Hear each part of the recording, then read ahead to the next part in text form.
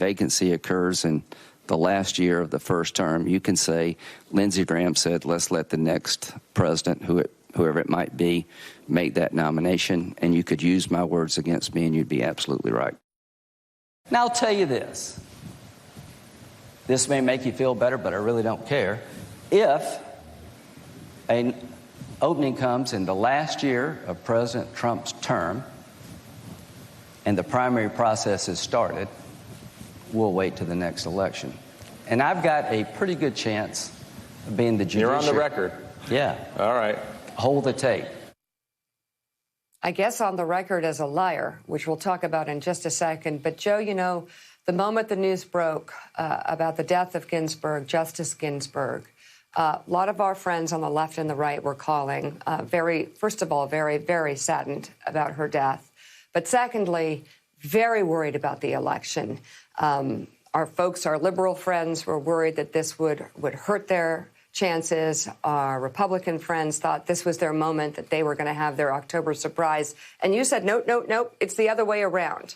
Immediately. Why was that? Well, first of all, I'll get to that in a second. But first of all, I've got to just talk about Lindsey. There's a guy that I came in with in 1994, a friend of mine.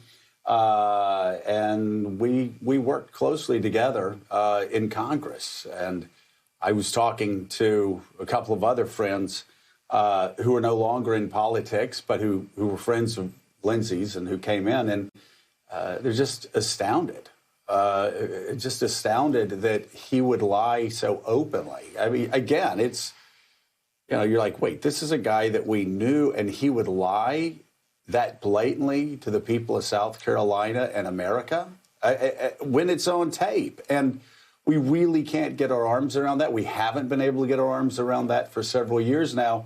But it's so interesting. Lindsey Graham was a guy that led the impeachment against Bill Clinton. And we Republicans were so shocked that Bill Clinton answered in one of his questions before the grand jury, it depends on what the meaning of is.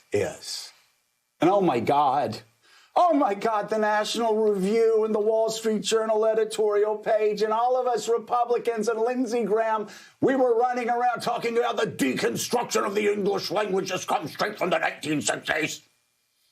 You start with language and then the rest of culture collapses, and soon dogs and cats are sleeping with each other and locusts are descending from the heavens, eating the skin off of our flesh in D.C. I mean, it really, the absolute freak out that Republicans had because of Bill Clinton and his lack of character and him saying what the meaning of is, we really did talk about what a horrific moral crisis this was. And Lindsey Graham was at the front of that parade. Lindsey's not deconstructing language there. Lindsey's not engaging in moral equivocation.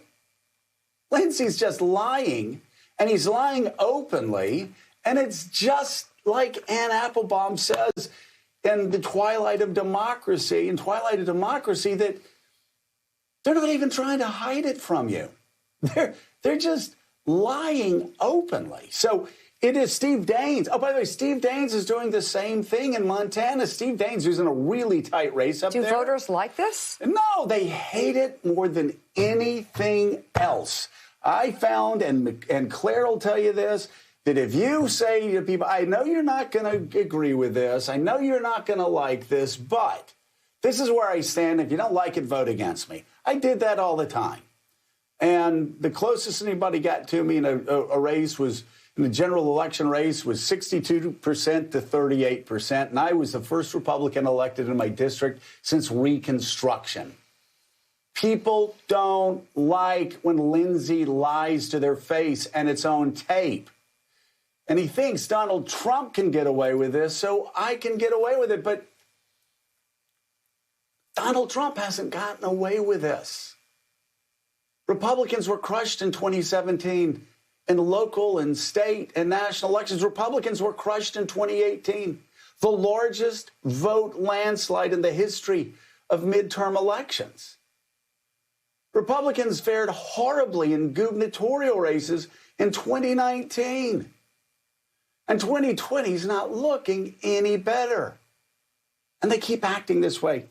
But you go back to the question on why the second I heard this news, I thought, uh-oh, for Republicans. This isn't going to go well for Republicans, and they're just going to walk right into the trap.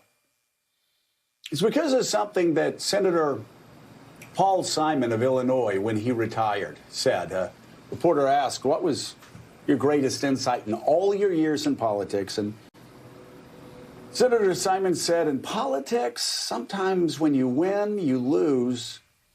And sometimes when you lose, you win. And I've looked at this from every angle that I can.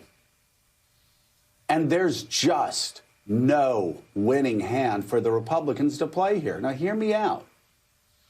If you ask people, are you pro-life, pro-choice, it used to be split down the middle. I think it tilts a little more towards pro-choice now. But if you ask, do you want Roe v. Wade to be overturned? As my grandma would say, that's a horse of a different color.